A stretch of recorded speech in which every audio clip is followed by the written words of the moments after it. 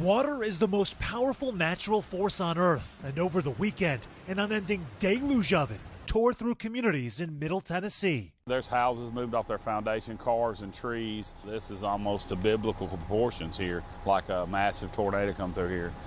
Some parts of the state recording more than a foot of rain in just a matter of hours, leaving vehicles strewn across lawns and wedged up sideways against trees. What we have is unfolding right now a very tragic and difficult situation. The vicious flash floods have already claimed more than 20 lives, including 7-month-old twins, according to local authorities. The ranch, owned by country legend Loretta Lynn, sharing Sunday its foreman, was swept up in the floodwaters. Look at the power of what it did. Steel sign on the bridge here, totally bent. One man in Waverly narrating through a scene of destruction. Another upside down vehicle. Surreal and sorrowful, with neighbors consoling one another. First responders combed through communities looking for more than 24 people still missing. For many on the ground, the painful search is personal. I just went and got one of my best friends. It's recovered him when he drowned in this, and it's sitting here thinking about that. Yeah, it's tough, but we're gonna move forward. With the shock of the flooding still setting in. My whole block is history. Houses washed them down. I mean, this is no lie.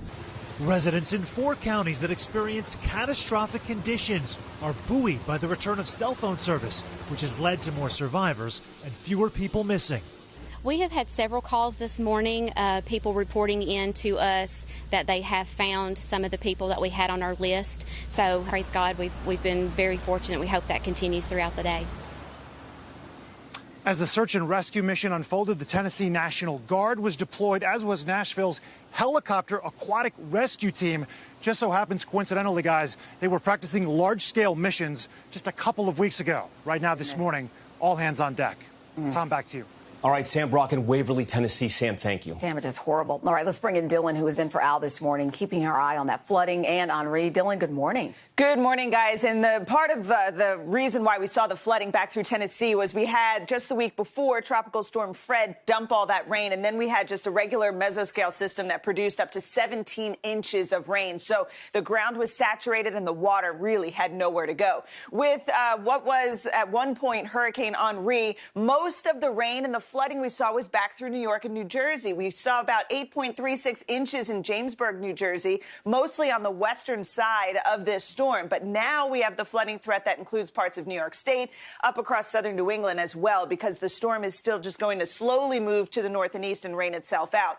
It's only moving east at 1 mile per hour right now. It is a tropical depression. Winds are at 30 miles per hour, so it is still breezy, but the rain is still circling around New Jersey. Will eventually move through parts of the Albany area and then through Massachusetts and through Connecticut as we go through the day today. Then by tomorrow morning, it'll exit the east coast of Massachusetts, so it won't be an issue any longer. But for today, we could still see an additional 1 to 3 inches of rain. That would give us storm totals up around 12 inches in some areas, especially back through New Jersey. So flooding is still going to be an issue today. Hey, thanks for watching our YouTube channel. Find your favorite recipes, celebrity interviews, uplifting stories, shop our favorite deals, and so much more with the Today app. Download it now.